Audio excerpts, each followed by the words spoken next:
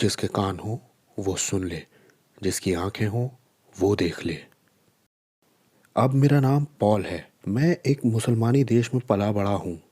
दरअसल पैदाइश से मेरा नाम पॉल नहीं है, लेकिन जब मैंने इस्लाम छोड़ा तो मुझे महसूस हुआ कि खुदा चाहता है कि मैं इंजील को अपने लोगों तक ले जाऊं, जैसे कि पौलुस लेके गया था।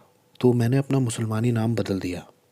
मैं जब बड़ा हो रहा था तो मैंने कभी भी इंजील नहीं सुनी और ना ही मैंने कभी बाइबल सुनी थी। मैं एक मुसलमान की तरह पैदा हुआ था और मुझे मुसलमान की तरह ही मरना था। कभी कभी मैं कुछ सवालों को पूछता था अपने वालिद से मज़हब के बारे में अपने, जैसे कि अल्लाह मेरी दुआ तभी क्यों सुनते हैं जब मैं मक्का की तरफ अपना मुंह करता हूँ। वो बस ये कह देते थे कि यही इस्लाम है, सवाल मत पूछो।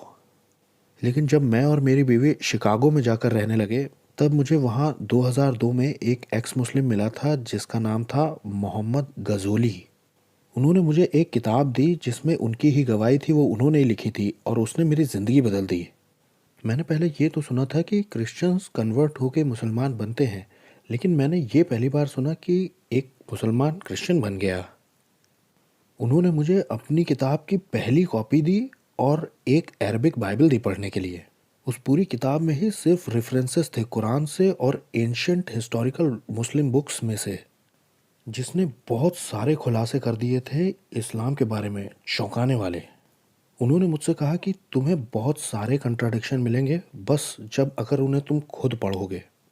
मिसाल के तौर पे उन्होंने एक दावा और किया था अपनी किताब में कि प्रॉफिट मोहम्मद ने एक 6 साल की लड़की से शादी की थी, जबकि वो उस वक्त खुद 50 साल से ऊपर थे।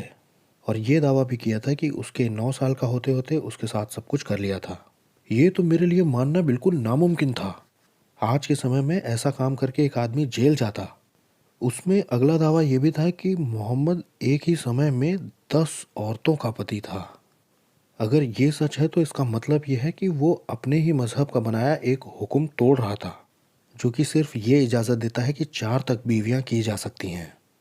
थी तो और भी बहुत सारी बातें जिस पर मुझे यकीन नहीं हुआ था, लेकिन गज़ौली बहुत अक्लमंद था। उसने बहुत सारी एंशंट मुस्लिम किताबों में से रेफरेंसेस लगाए थे, ताकि अगर कोई जांचना चाहता है रेफरेंसेस को तो वो आगे जाकर के खुद जांच भी सकता है।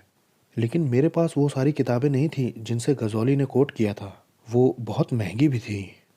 तो मैंने गूगल का इस्तेमाल किया और पहले ही सर्च में बहुत सारी अरबिक वेबसाइट आ गई जिनमें बहुत सारे रेफरेंसेस दिए थे और उन्होंने वो कंफर्म कर दिया कि इस्लाम में कंट्राडिक्शन तो है। लेकिन मैं और ज़्यादा शक्की हुआ और मैंने सोचा कि ये अमेरिकन्स और यहूदियों की चाल भी हो सकती है मुसलमानों को धोखा देने के लिए। लेकिन गजौली बहुत बहादुर था। उन्होंने मुझे फ़ोन करना जारी रखा ये जानने के लिए कि मेरा कोई सवाल तो नहीं है उनकी किताब से, और उन्होंने कहा कि अगर हम इस पे बैठ के बात भी करना चाहें तो कर सकते हैं। लेकिन मैंने उनसे कहा कि मैं अभी रेडी नहीं हूँ और मैंने ये सोचा था कि मैं इस बारे में खोजबीन और जांच पड़ताल करता रहूँगा और उन्हें गलत साबित कर दूँगा। अब क्योंकि मैं भरोसा नहीं कर सकता था जो कि इंटरनेट पे था उस पे, और मैंने सभी इस्लामी किताबों की एक लिस्ट बनाई जिससे उन्होंने कोट किया था, और मैं शिकागो के एक बड़े से मुस्लिम बुक डिपार्टमेंट में गया और मैं 2 बड़े बॉक्स भर के किताबें लेकर के आया और मैंने वही किताबें खरीदी जो सऊदी अरेबिया में प्रिंट हुई थीं, क्योंकि मुझे ये लगा था कि अमेरिकन जो पब्लिशर्स हैं वो शायद एडिट कर सकते हैं मुसलमानों को बेवकूफ़ बनाने के लिए। घर पे आकर मैंने एक एक रेफरेंस को एक के बाद एक चेक किया और वो सारे ही मैच हो गए और मुझे बिल्कुल यकीन नहीं हुआ। ये नामुमकिन है। इस्लाम झूठ से भरा हुआ निकला और इससे मुझ में बहुत सारा तनाव पैदा हो गया। मैं तो एक खुशनुमा मुसलमान था, खुदा ने मुझे ये आजमाइश क्यों दी? तो मैं पढ़ता रहा और मैं दुआ करता रहा और मैं खोजता रहा सच को। और फिर एक ऐसा समय आया कि मैं आ गया घुटनों पर अपने, और मैंने कहा कि आसमान और ज़मीन के बनाने वाले, मैं जानता हूँ कि आप सचमुच में हैं और मैं आप पर ईमान करता हूँ, लेकिन बस मैं ये नहीं जानता हूँ कि आप कौन हैं।